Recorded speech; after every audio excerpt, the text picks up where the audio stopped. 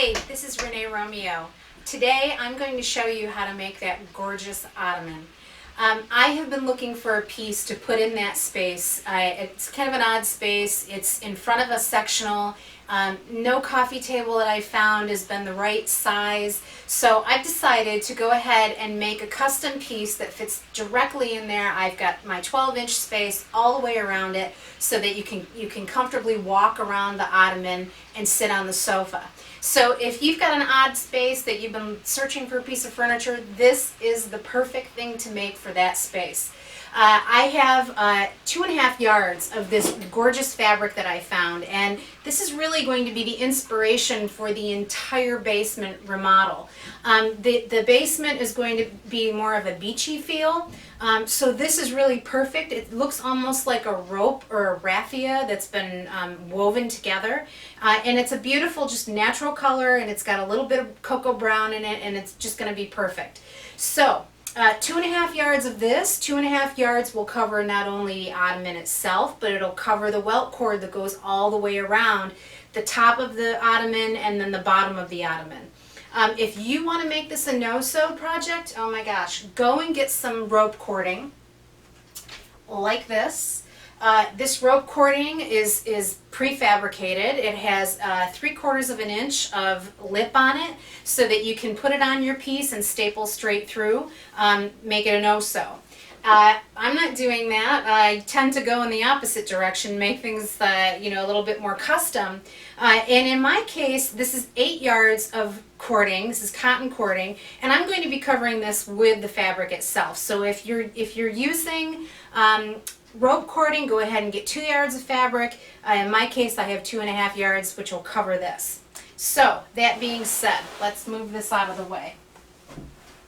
I also have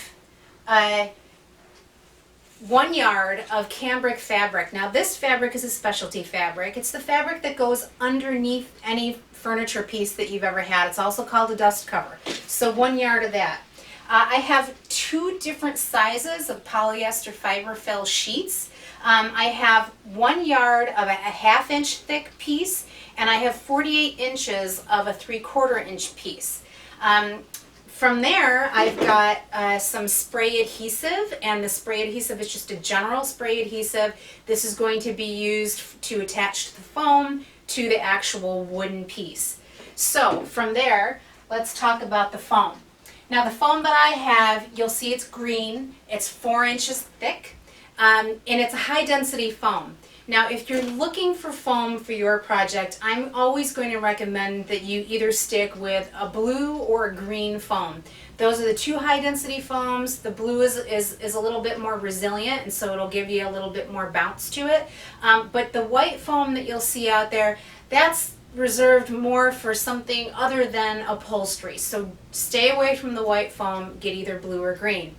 Beyond that, I also have 2 1x6x8 pieces of pine that I've cut down to fit my ottoman piece all the way around. And then I also have 1 sheet, 4x8 sheet of 3/4 inch plywood. It can be the rough plywood. It does not have to be the sanded plywood, because you're never going to see it, and why spend the extra money on something that you're not going to see when this will work just fine. Let's talk about the placement of all of our cuts on our piece of fabric. So if this represents the entire length, which is 90 inches long, 2.5 yards of fabric, it's 56 inches wide. The main body of the fabric is 40 by 46. It'll be cut out of the upper right corner here of the fabric. And then the sides, which are our side panels, are going to be cut out below that. Each one of these, I have 2 measured at 40 inches by 6 inches. And then I have 2 measured at 29.5 by 6 inches. So at this point, what you could do is, if you have a fabric that doesn't have an obvious plaid or check fabric that needs to be matched, mine does. I'm laying out all of my welt cording along the entire length so that I can get each and every one of those checks to match up top to bottom. In your case, if you've got an overall floral or if it's a plain fabric, I want you to cut it on the bias, because a bias cut is going to give you much more control to get around those corners, especially if you don't have a lot of experience upholstering. So what you're going to do in that case is you're going to take it and you're going to make all of your welt cords coming in on the diagonal instead of going along this edge. So you're going to cut all of your welt cords according to this way. My welt cords measure 2¼ inches wide. That'll be enough to be able to put that cotton cording in the center and then wrap the fabric around it and make a nice lip that I can attach to the upholstery, to the wooden piece via staples. So that's how you're going to cut it. So if you've got an obvious check, run it this way. Any other way, cut it on the bias off the end of this piece of fabric. So I have the plywood cut down to my size of 30 by 36 inches. And I have the pine cut down from the 5½ inch of that 1x6 down to 3½ inches. And 2 are cut at 36 inches long and the other 2 are cut at 28½. And that will allow me to take these pine pieces and sandwich them in between 2 pieces of plywood to really make this a nice sturdy piece. But before I can go ahead and do that, I need to go ahead and pre-drill for all of my screw holes. If I simply take a screw and screw it into the plywood and then through to the pine piece is going to split. So, and that'll ruin the integrity of the piece. And so what we really need to do is pre-drill. So, if you've never pre-drilled, the way to properly pre-drill is take your drill bit set and get this screw and line it up and make sure that the drill bit fits exactly that shank of the actual screw and not reaching all the way out to where the spirals are. So that will give you the proper width for that drill bit, and then so that's what I'm going to do. I'm going to take this, I'll insert it into my drill, and then I'll start drilling probably every 6 inches along all the sides, all the way around, just to really make sure that this is going to be nice and sturdy, because not only are you going to be setting trays of food on here, but you'll probably sit on here occasionally. So you want to make sure that any person that comes into your house, it'll wind up being able to hold up any weight that you put on here. So let's go ahead and start drilling. Now make sure this is only 3/4 inch wide. So what you're going to do is you're going to make sure that this lines up in the very center of that 3/4 inch. So about 3/8 inch from the edge, you're going to go ahead and drill. Everything's been drilled out along the top of the plywood. So at this point, I've taken a 1x, my longest length, lining it up along the long edge, and making sure that this front edge is nice and flush. From that point, I can take my drill bit and I can drill straight through down into that pine, making sure that I catch that. So I'll go ahead and do that. Nice sharp drill bit, and then I can change this out and start putting the screws in. I'm going to prop up this back corner with one of the 1x's so that I can start working on this shorter edge. So I have this piece that I'm going to slide and butt right up next to this longer piece. And again, making sure that it's lined up along the edge. Now what's going to wind up happening sometimes is that the 1x's are not going to be perfectly straight. So what you'll need to do is you'll need to drill it a little bit at a time. So there's my first one. My second one is lined up really nice and flush. Now my third one, I'm going to have to take this piece of wood and push it in to make sure that it's nice and flush, and then I can go ahead and drill that. So I'll continue that process all the way down this length because this 1x is a little wavy. I just wanted to give you a close-up on how I go ahead and manipulate this. So I'm just going to push the wood in and hold it, and then I can drill this in. And it turns out really nice and flush, and so I'm going to do that all the way down this length. So this is a view of the underside after the plywood's been attached to the top and all the sides are on. I've decided to cut an extra piece to go along the middle just so it supports the very center and it won't sag over time. So that's also cut at 28.5, just like the two shorter ends. So what I've done is I've taken some screws and I've put them in through the long side and into the short side, pre-drilling first, and I've done the same thing along the middle. So from this point, I can go ahead and take the other piece of plywood, place it on top, and screw it all into. The box is completely finished. You'll see that the piece of pine is neatly placed in between those two pieces of plywood. And I have screws all the way around the perimeter and then along that middle of the board that we put in at the last minute. So that's ready to go. From this point, the foam can be attached, but we do need to cut the foam first. So foam comes in lengths of 8 feet. And it only comes in widths of 2 feet at your local fabric store. So they're kind enough to cut it for you to whatever length you need, and in my case it's 60 inches. But I do need to cut that in half because since I don't have a giant piece to put on here, I need to piece it together. And I'm going to put one piece here and then another piece next to it. So I've gone ahead with a T-square. I've marked this off at 30 inches and I've made a line with my Sharpie marker. So that's ready to go. Now from this point I need to get out the tool that I'm going to use to cut it. This is an electric meat carver. They make expensive upholstery tools to cut foam, but because I don't do that job very often, I'm not going to invest in something that expensive. So this, it's a real inexpensive tool, and you can use it in your kitchen when you're done. But this is the only thing that you can use to cut through this. You can't use a knife. It'll just rip this thing to shreds. So this creates a really nice, neat cut.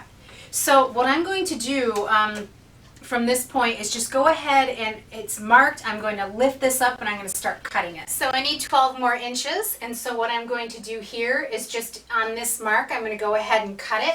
So hopefully you can see how I square myself up to the foam, and I'm going to try to maintain this nice straight line all the way down to the bottom.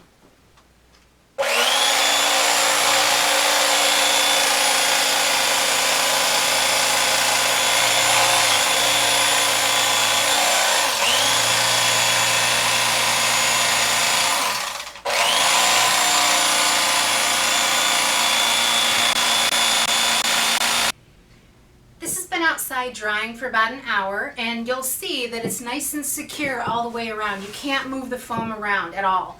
So at this point you'll notice that I put a mark along this edge, and what it is, it's going to stand for a guideline that we're going to start sculpting the foam. And the guideline is just really a line that our meat carver is going to follow at a 45-degree angle.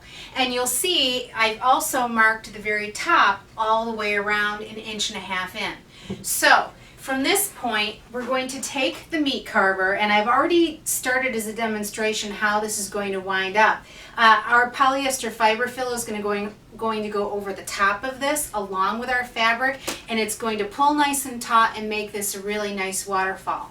So I'm just going to continue on here, making sure that the blade of my knife is lined up along this top line and also along this side line.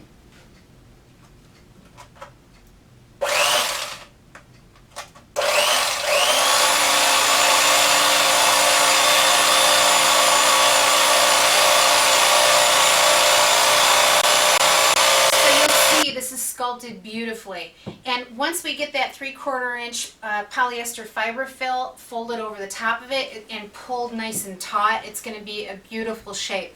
So from this point, what I've done, I've marked the center of my polyester fiberfill, and I've also marked the center of the top of the foam to get this to lay out in the exact center of this piece. Now that that's done, I can go ahead and take an electric stapler or a manual stapler, whatever you have. I have it outfitted with 1/2-inch heavy-duty staples. And what I'm going to do is I'm going to take this and pull it as taut as I can. It kind of gets hung up on the foam, which is fine, but pull it as taut as you can. And the placement of the staple is going to be 1/4 inch below that plywood. And fortunately, you can feel for that. So I'm just going to go ahead and start stapling in that area all the way around the piece. I'm going to start in the center of each panel.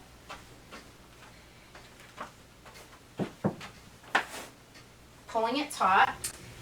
I just want to highlight close up how I finish off this corner. The fabric is going to be finished off the exact same way. So I'm pulling down on the corner, and at the same time I'm taking slack from the front side and then the side and pulling it into the corner like so. So I'm creating kind of this V shape. And then I'm going to go ahead and staple that into place.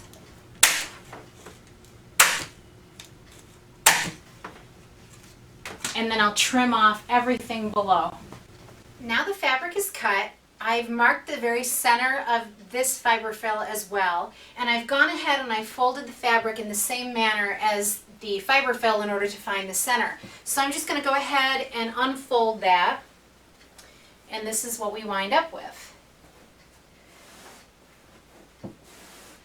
So you'll see what's going to wind up happening is once this is all stapled into place, there will be about 1/2 inch overlap where the staple goes into. So it's kind of like a lip as well that you're going to be stapling in all along the bottom.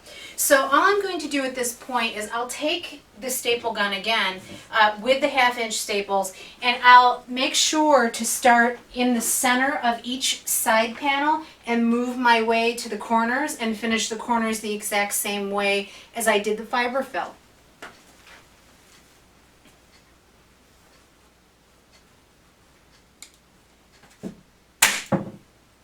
And now you'll see as I go along here, this first one is in place, but as I go, I'm going to want to pull this and pull it out to the sides, making sure that everything is nice and tight.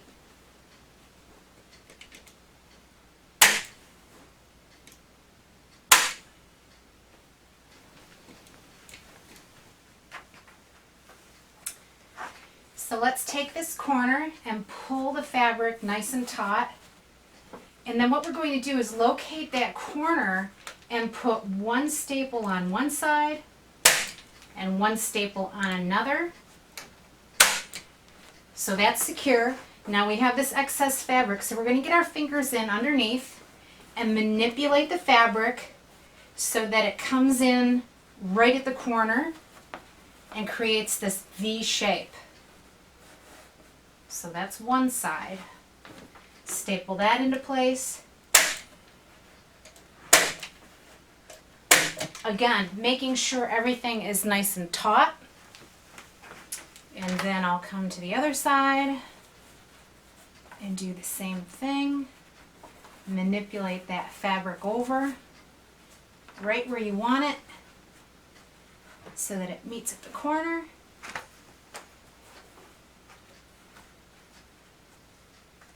And then staple that into place. The fabric strips are cut for the welt cording, and we don't just simply stitch a straight seam in here, because if you try to do that, you're going to get a lot of excess bulk when you have the stitch sewn together. So what we're going to do is we're going to cut this at a 45-degree angle, and fortunately for me, I've got the squares to tell me exactly where I'm going. And I'm going to do the same thing here, is cut this on a 45 so that they're matching. And so what's going to wind up happening at this point is that I'm going to simply fold this over onto the other piece of fabric, And I'm going to, in my case, I've really got to be concerned about where these lines wind up. So I'm going to offset this a little bit because I'm going to put in a 1/2 inch seam here. So you'll see I have a little tail here and a little tail here left over. So the seam is going to be from this intersection to this intersection. And then when I open it out, it's going to line up perfectly. So let's get this piece of cotton welt cord encased in the fabric. I'm just simply going to place it in the middle about 1 inch from the end, and I'm going to just simply wrap it over. Now I have an industrial machine, and in my industrial machine I have a presser foot that has a curve on the bottom of it where the welt cord can fit directly into that curve, and it'll kind of guide it along. But if you've got a regular machine, what you're going to do is you're going to take your presser foot out, you're going to exchange it with a zipper foot, and then get your needle as close to that cotton cording as possible and just run a straight stitch all the way down.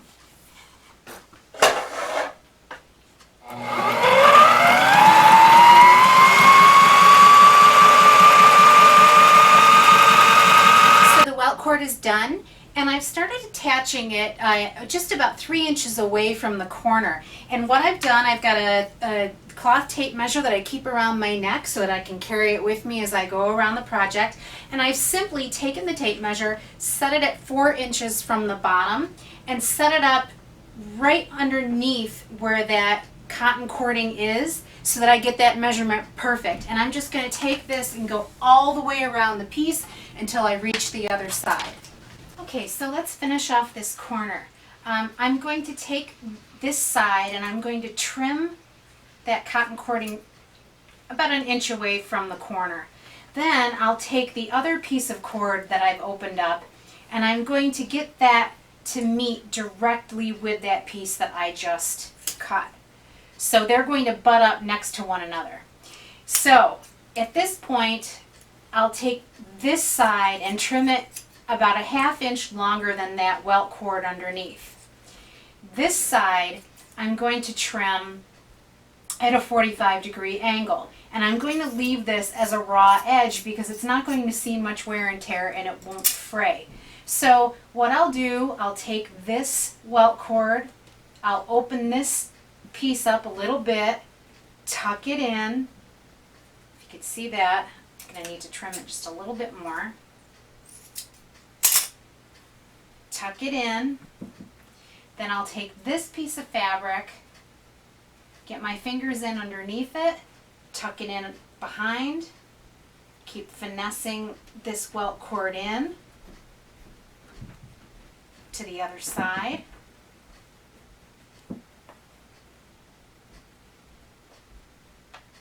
Pull this nice and taut, finessing the entire time.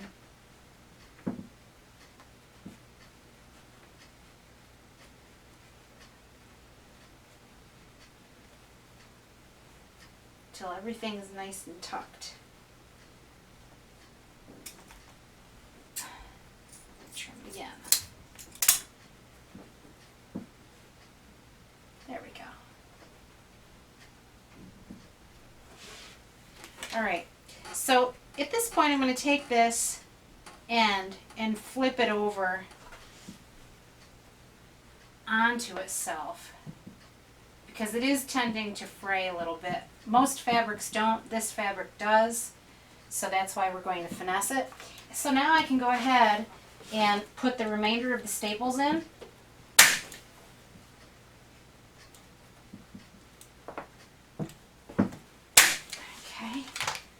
And then again, just checking on this, making sure it's finessed really well.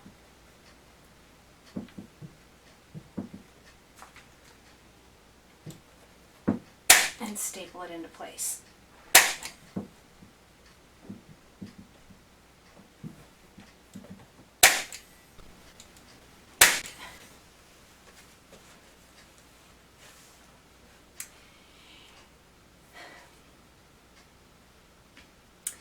So I'm starting to work on facing the sides.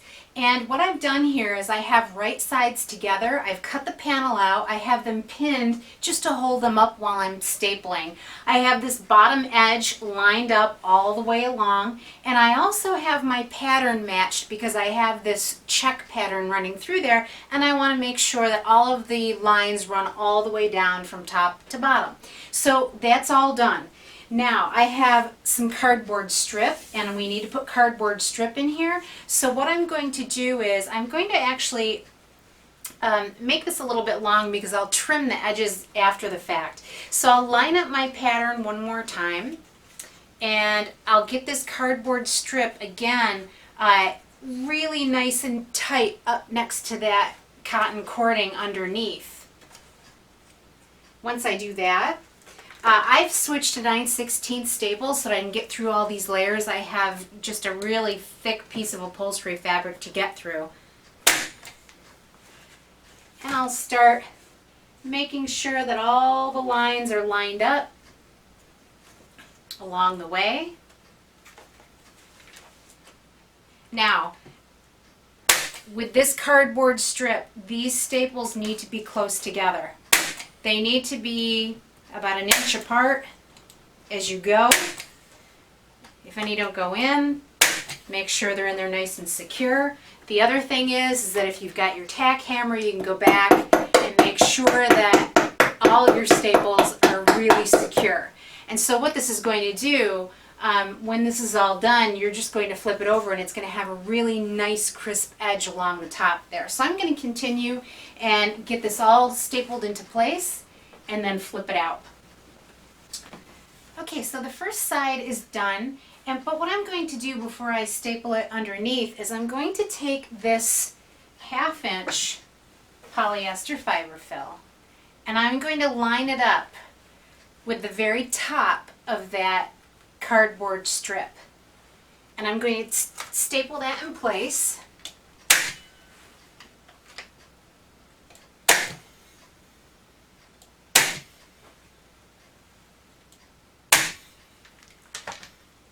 And then I'm going to trim it all the way around.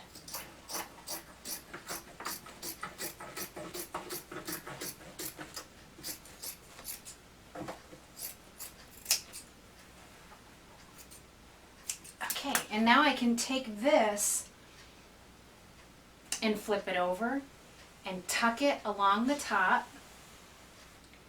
And then when I fold it, you'll see it'll fill in all of those gaps that you might have in there from stapling along the top edge or whatnot.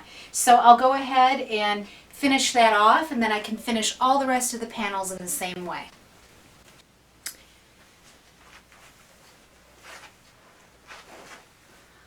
I'm on the last corner.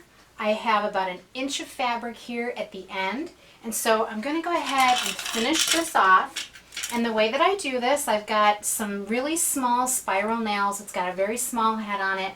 And I'm going to take this fabric and I'm going to just simply tuck it under to the corner, making sure that all of my lines are matching because I have this pattern running through it. I'm going to make sure that the top is all nicely lined up. And then, no matter what fabric you're using, you're going to take the tip of this nail and you're going to separate out some of the threads. And you're going to put this nail right into that separation. I've got a tack hammer here. I'm going to tap it in.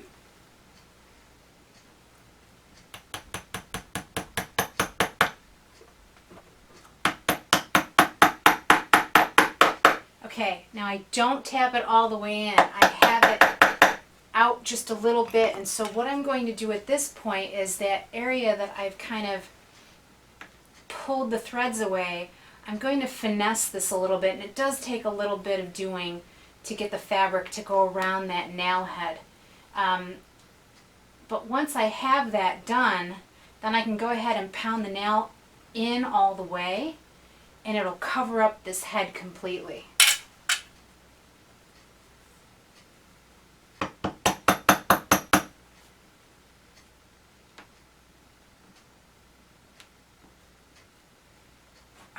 So that looks pretty good. Now, in order to finish this off, what I'm going to do here is I'm going to do the same procedure I did up on top. I'm going to get another nail, and I'm only going to put some nails in here and there. I know I've got a big hump in this area here, and so I'm going to just separate this out and pound it in.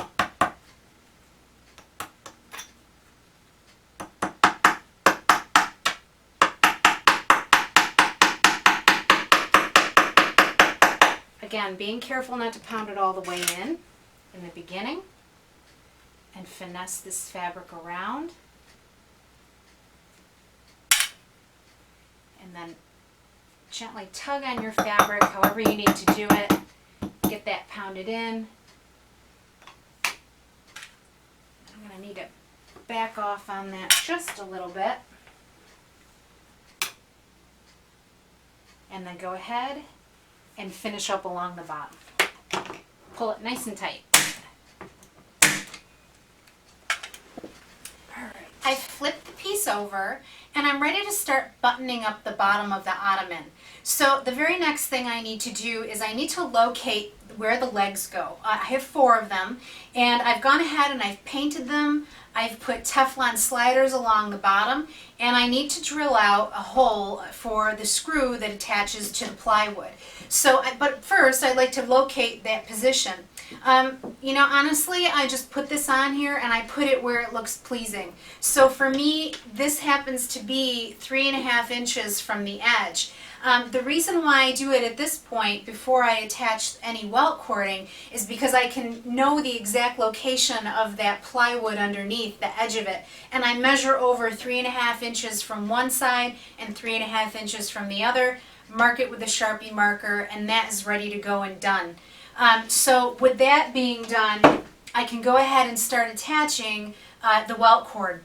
So we're going to do this in the same way that we did our welt cord here. We're going to start attaching it about 2 inches in from the end, and it's also been trimmed out along the center there. The cotton cording underneath has been trimmed out. So what we're going to do is the same thing. Just line it up, again trying to match that pattern if you have one along the edge, and then taking your staple gun and stapling it in place. The welt cord is all in place, and I finished off the end exactly the same way as I finished off the end on the bottom. So the next thing to do is to drill the holes that we located for the legs. I have in my hand what's called a dowel screw. A dowel screw has 2 ends to it. So there's a pointed end here and a pointed end here. And what I need to do is I need to drill a hole into the plywood the exact dimension of the shank of this dowel. The way to do that is to line it up, look at it to your drill bit, and make sure that it's just lining up with the shank, and you can see the spirals all the way around. So now I know I have the right dimension for this. I'll put it in my drill, and I'll go ahead and make this a nice plumb entrance hole into the bottom of the plywood.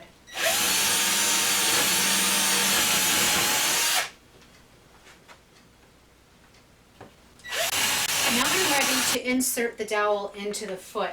And the best way to do this is to get a little bit of liquid soap and coat it along one end of the dowel. And since this is a cherry wood, it's going to be a little bit more difficult for me to get it in here versus like a pine foot, which would be much more simple. The way that this dowel is made, it has spirals on either end, and it's got just a plain flat piece in the middle. And what that's for is really just to get a pair of pliers in there and to really crank down on this so that you can screw it in. So you can hold the dowel really nice and tight, and then in the middle there, and then you can just screw your foot all the way up to the center without affecting any of the spirals, because you don't want to flatten them. You'll have an even harder time screwing this on. I'm starting to apply the cambric along the bottom. Now this is the dust cover, and the dust cover, I have it cut so that it's about 2.5 inch overhang all the way around, and all I'm going to do is take it and fold it under and line it up with that stitching of the welt cord so that it lines up perfectly, and it's going to hide all the staples that you have there from the welt cord attachment.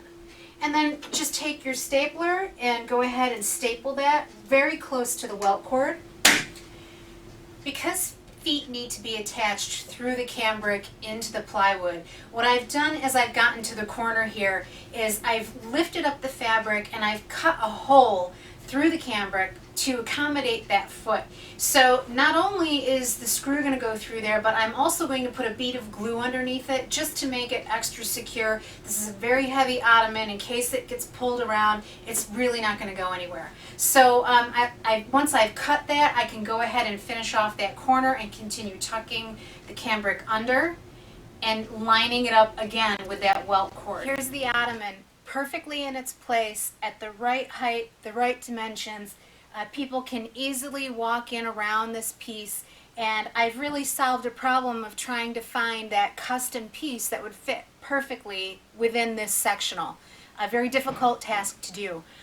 So I hope that I've shown you that this is a very simple project, something easily approachable, and I hope you try to make something like this for your home, or I've taught you something new.